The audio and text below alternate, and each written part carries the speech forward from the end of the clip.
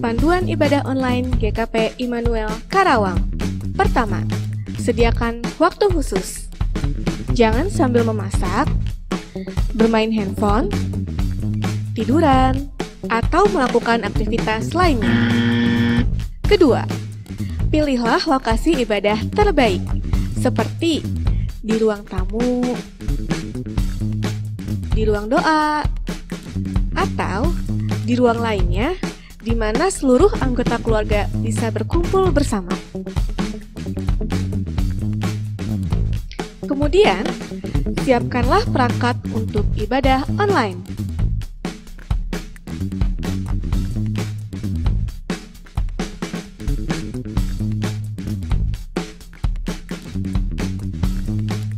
Ketiga, ajak anggota keluarga atau kerabat lainnya untuk beribadah bersama.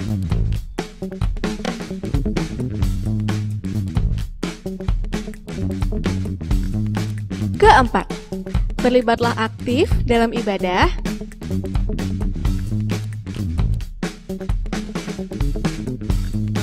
Dan ikuti ibadah sampai selesai.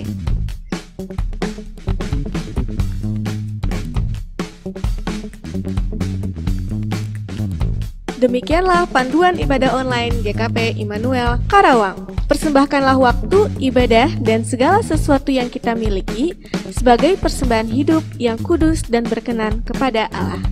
Itu adalah ibadah kita yang sejati. Selamat beribadah, Tuhan memberkati. Selamat malam Bapak, Ibu, Saudara, Oma, Opa, dan anak-anak semua. Kita bertemu kembali dalam kebaktian online rumah tangga untuk 7 Oktober 2020. Sebelumnya mari kita mengambil saat teduh sejenak.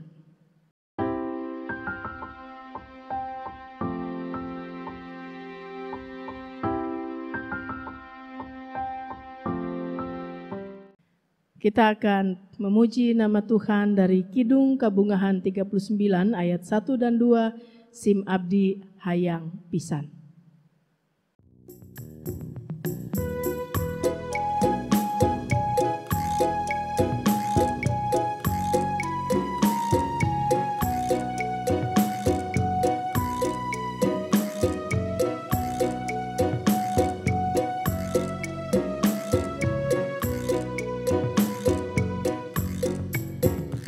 Sim abdi hayang pisan cara Yesus Gusti nu langkung karunyaan sarta sare budi abdi tajan sarua rela pasok salah Gusti mugi nulungan maparin berkah.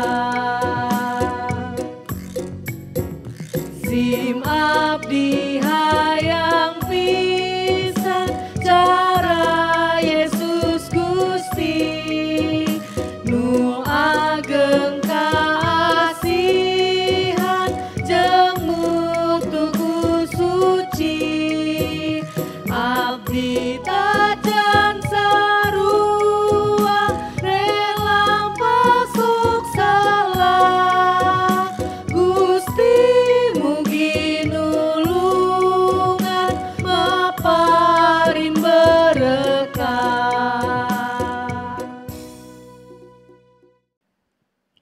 Saat ini kita akan mempersiapkan diri untuk mendengarkan firman Tuhan. Mari kita bersatu dalam doa. Tuhan Bapa di sorga, Allah yang Maha Baik, kami mengucap syukur kepadamu karena kami senantiasa menjumpai cinta kasih, pemeliharaan, penyertaan, dan berkat Tuhan yang begitu nyata dalam hidup kami. Tuhan selalu hadir menyertai dan tidak pernah meninggalkan kami dalam keadaan bagaimanapun. Saat ini Walaupun kami mengikuti kebaktian rumah tangga dari rumah-rumah, kiranya tidak mengurangi syukur dan sukacita kami. Bapa di sorga, dalam segala keterbatasan kami, kiranya kuasa Roh Kudus menolong kami untuk memahami firman-Mu dan sekaligus juga memampukan kami untuk melakukannya dengan penuh kesetiaan. Dalam Kristus kami berdoa. Amin. Pembacaan Alkitab kita saat ini dari Filipi 3 ayat 4b sampai ayat yang ke-14. Kami akan membacakannya secara bergantian dengan Pak Pendeta Agus. Demikian bunyinya.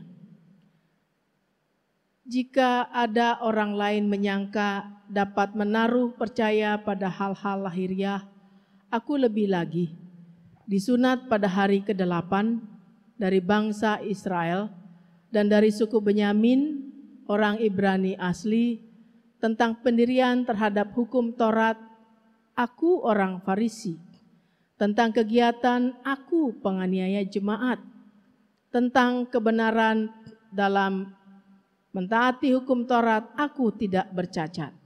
Tetapi apa yang dahulu merupakan keuntungan bagiku, sekarang kuanggap rugi karena Kristus. Malah segala sesuatu yang kuanggap rugi karena pengenalan akan Kristus Yesus, Tuhanku, lebih mulia daripada semuanya.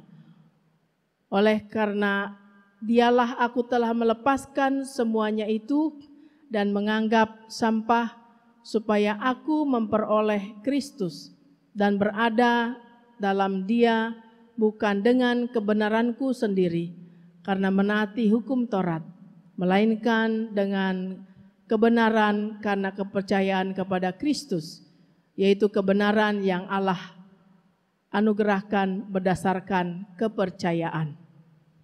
Selanjutnya ayat 10 sampai 14. Yang kau kehendaki ialah mengenal Dia dan kuasa kebangkitannya dan persekutuan dalam penderitaannya, di mana aku menjadi serupa dengan Dia dalam kematiannya, supaya aku akhirnya beroleh kebangkitan dari antara orang mati.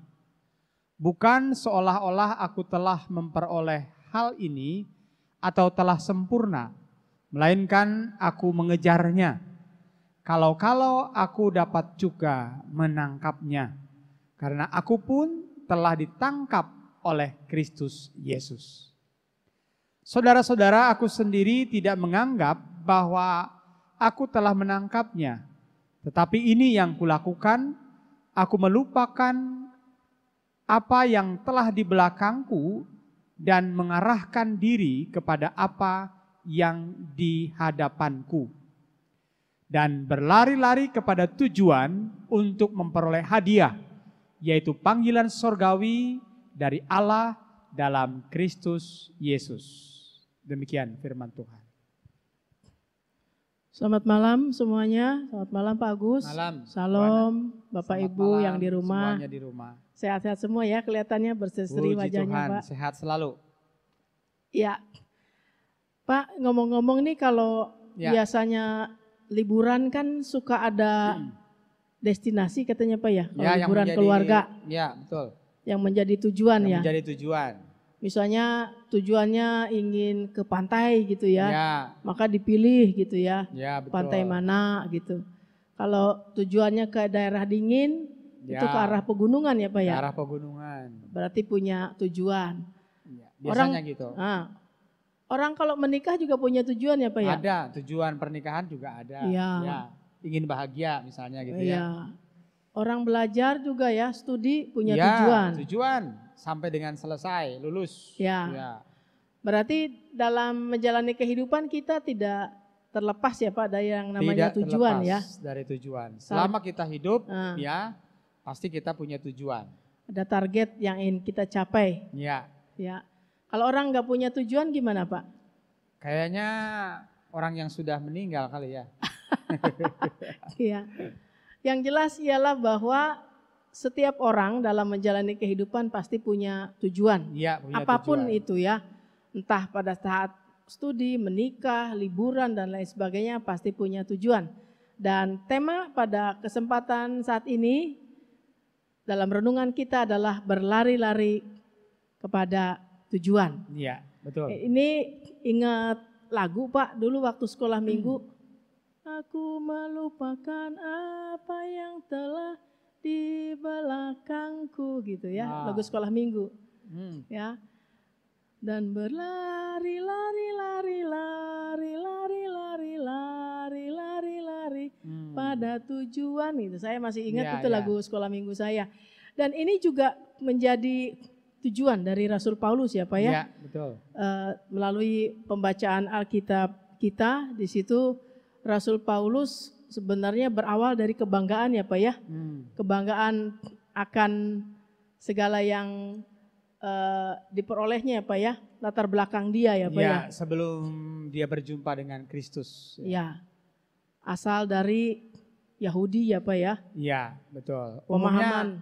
Umumnya kan manusia itu Bu sering kali mendasarkan tujuan hidupnya itu pada hal-hal yang lahiriah. Betul. Misalnya saja yang dicari oleh manusia secara umum itu adalah mengejar kehormatan.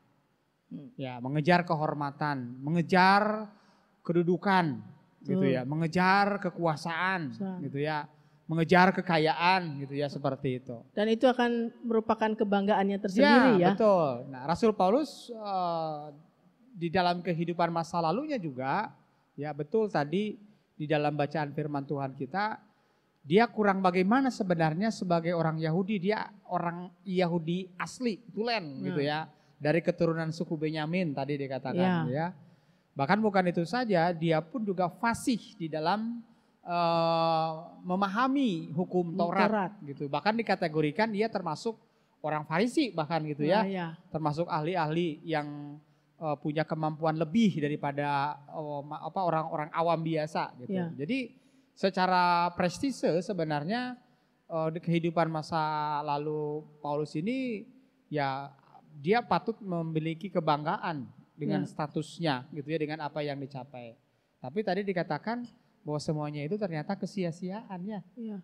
Padahal udah di posisi paling top ya. Iya, betul. Paling puncak dengan pencapaian dia dari latar belakang, dari penguasaan tentang hukum-hukum Taurat gitu ya. Dia disegani oleh bangsa Yahudi karena penguasaan terhadap berbagai hal, ditambah tadi ya latar belakang kekuasaan yang dimiliki, tetapi ternyata itu semua menjadi kesia-siaan pada saat dia mengenal Kristus yang dianggap keuntungan itu sebagai sampah ya Pak ya, tidak ada artinya lagi ya. Betul. Karena yang dianggap sempurna, udah top gitu ya posisinya pada saat itu, ternyata ketika mengenal Kristus itu merupakan satu bukan lagi keuntungan tetapi kerugian baginya ya. Karena ada yang lebih berarti yaitu pengenalan terhadap Kristus. Anugerah keselamatan yang dia peroleh, pembaharuan hidupnya yang ia alami dan ia rasakan. Jadi ada perubahan ya Pak ya dalam kehidupannya. Betul. Ya. Kehidupan keberagamaan yang tadinya itu hanya sifatnya lahiriah, seremonial gitu ya. Ya, kita tahu juga ya di dalam kisah kitab Injil bagaimana orang-orang Farisi itu kan ahli-ahli Taurat ini sangat menekankan hal-hal yang sifatnya lahiriah tadi gitu ya. Misalnya berdoa di depan orang banyak gitu kan supaya terlihat mereka itu sebagai orang saleh gitu ya. Kemudian juga bagaimana mereka menunjukkan ya kalau memberikan korban, kalau memberikan persembahan itu supaya dilihat orang gitu.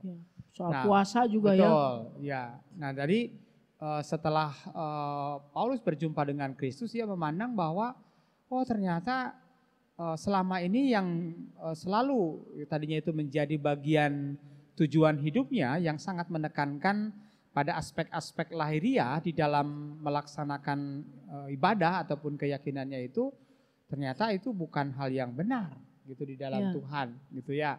Jadi kalau percaya kepada Tuhan itu justru terjadi perubahan tadi yang dikatakan Bu Ana, perubahan Paulus, dia menjadi sosok yang lebih rendah hati, dia menjadi sosok yang lebih mengedepankan bukan sesuatu yang lahiriah, tetapi aspek perbuatan nyatanya itu yang juga menjadi sebuah hal yang sangat penting di dalam kita melaksanakan ibadah kita kepada Tuhan.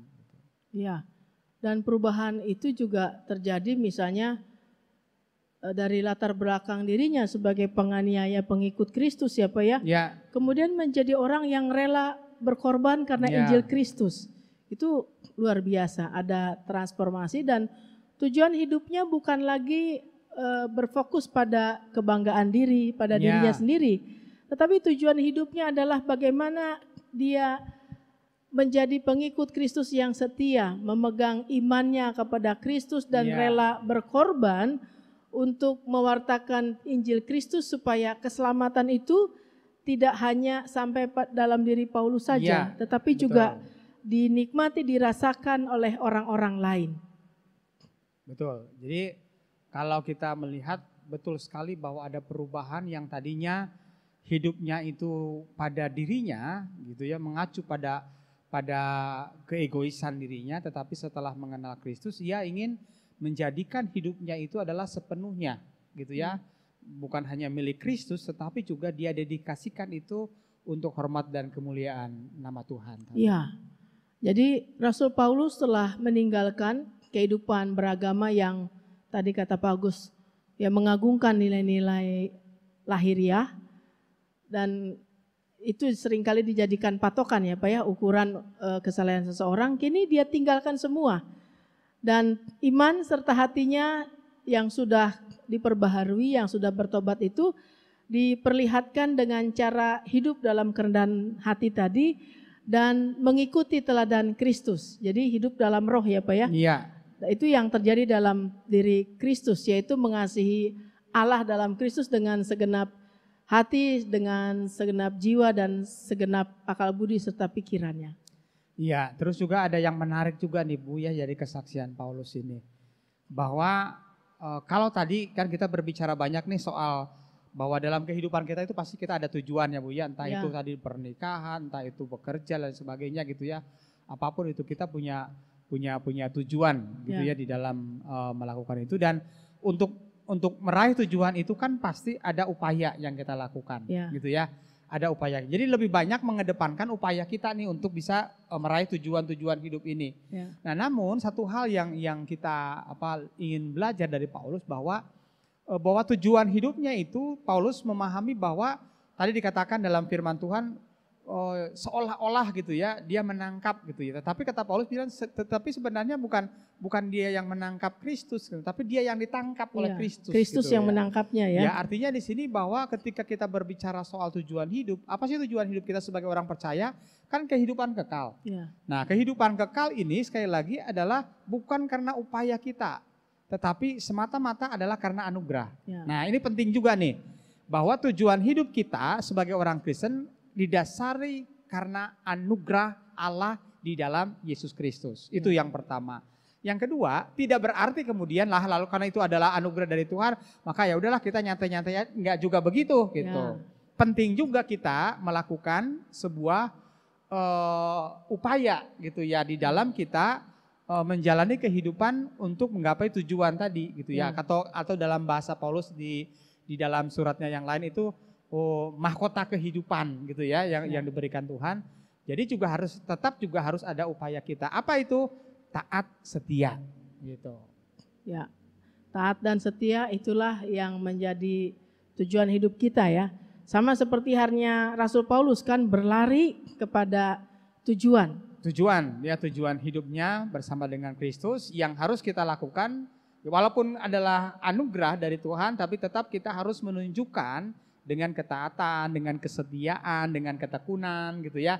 Nah, kalau kita lihat Paulus juga kan selalu mengistilahkan perjuangan orang beriman itu misalnya seperti seorang petani, seperti seorang prajurit, seperti atlet betul. Yang berjuang gitu ya. Gitu. Artinya juga tetap aspek dari diri kitanya juga tetap ada yang harus dilakukan. Namun sekali lagi tujuan yang utama dalam hidup kita itu sekali lagi itu adalah anugerah dari Tuhan. Iya, anugerah dari Tuhan dan aplikasinya ya Pak ya, penerapannya dalam hidup kita. Selalu apapun yang kita jalani harus berfokus pada keinginan untuk memuliakan Allah dalam Allah, Yesus Kristus ya Pak. Betul. Jadi ketika kita bekerja, tujuan kita apa? Pada saat saya bekerja, saya memuliakan Tuhan. Maka akan disertai dalam pekerjaan itu kejujuran ya Pak ya. Ya. Ada aspek kejujuran gitu ya. Ada aspek tidak mementingkan diri sendiri tapi mengutamakan orang lain. Jadi fokus tujuan kita adalah pada Kristus. Iman yang terpelihara, kasih yang terpelihara, pengharapan yang terpelihara. Kalau kita melakukan itu, maka pasti Tuhan bersama dengan kita dan Tuhan juga memberkati kita. Amin. Amin. Bapak Ibu, saudara sekalian yang dikasih dalam Tuhan Yesus Kristus, kita akan menghimpunkan persembahan. Dan ingatlah firman Tuhan, terlebih berbahagia memberi daripada menerima. Sementara kita menghimpunkan persembahan, akan diiringi oleh lagu PKJ 131 bait yang pertama, Ku Yakin Tuhan Tuntun Langkahku.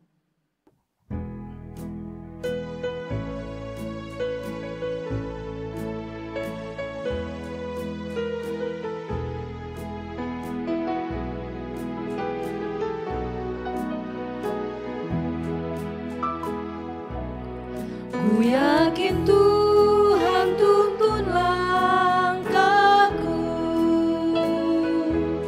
serta membuka jalan bagiku. Jika sungguh berserah dan berdoa padanya, Tuhan membuka jalan bagiku. Mari kita menaikkan persembahan dalam doa sekaligus doa syafaat dan juga berkat Tuhan. Kita bersatu dalam doa. Terima kasih Tuhan, sebagaimana firman-Mu mengingatkan kami bahwa dalam perjalanan kami selalu memiliki tujuan. Kiranya tujuan kami adalah fokus pada Kristus yang telah menyelamatkan kami dan hidup kami hanya bagi kemuliaan nama Tuhan.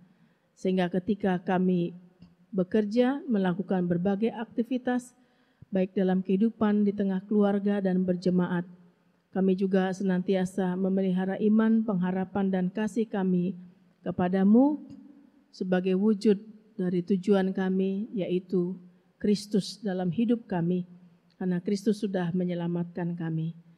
Kami juga bersyukur karena telah menghimpunkan persembahan. Biarlah ya Tuhan segala sesuatu yang kami terima dan berasal dari berkat Tuhan, kiranya Tuhan akan kuduskan semuanya sehingga dapat dikelola dengan baik oleh majelis jemaat dan dapat dipakai untuk pelayanan dan mengembangkannya bagi hormat serta kemuliaan nama Tuhan. Kami berdoa bagi setiap keluarga-keluarga yang ada ya Tuhan, baik dari anggota jemaat kami, simpatisan maupun saudara-saudara kami yang bergabung melalui pelayanan baktian rumah tangga online ini, kiranya Tuhan menyertai dalam setiap langkah hidupnya, menyertai di setiap pergumulan dan tantangan yang dijumpai, sehingga setiap keluarga juga tetap merasakan kehadiran Tuhan yang begitu nyata. Berkati pelayanan yang dilakukan, berkati juga saudara-saudara kami yang tetap mengharapkan kesembuhan karena mereka sedang sakit. Berkati juga ya Tuhan, saudara-saudara kami yang mungkin sedang mencari pekerjaan ataupun harus kehilangan pekerjaan di tengah situasi pandemi COVID ini. Kiranya dengan pertolongan Tuhan kelak dapat membuka kembali lapangan pekerjaan, bahkan dapat bekerja ataupun berusaha seperti sedia kala. Ya Tuhan, anak-anak kami yang belajar dari rumah, kiranya tetap memiliki semangat. Mereka bisa belajar dengan penuh kesungguhan untuk mencapai segala sesuatu yang mereka cita-citakan. Bapa di sorga, berkati juga pemerintahan dari pusat sampai daerah dalam berbagai upaya yang dilakukan untuk kehidupan bersama yang lebih baik, termasuk juga dalam upaya penanggulangan pandemi COVID yang masih terus terjadi. Kami berharap dan menantikan pertolongan Tuhan, kiranya situasi di negara kami bahkan di dunia ini akan kembali normal seperti sedia kala. Inilah harap dan doa kami yang kami bawakan di dalam nama Tuhan kami, Yesus Kristus. Amin. Amin. Pada saat ini kita akan mengarahkan hati kita untuk menerima berkat Tuhan. Terimalah berkat Tuhan. Damai sejahtera Allah dan kasih karunia dalam Yesus Kristus serta dalam persekutuan Roh Kudus akan memelihara, menyertai kehidupan saudara dari sekarang sampai selama-lamanya. Amin. Amin. Demikianlah kebaktian rumah tangga online. Terima kasih untuk Bapak Ibu saudara sekalian yang sudah bergabung bersama dengan kami. Tuhan memberkati. Sampai jumpa.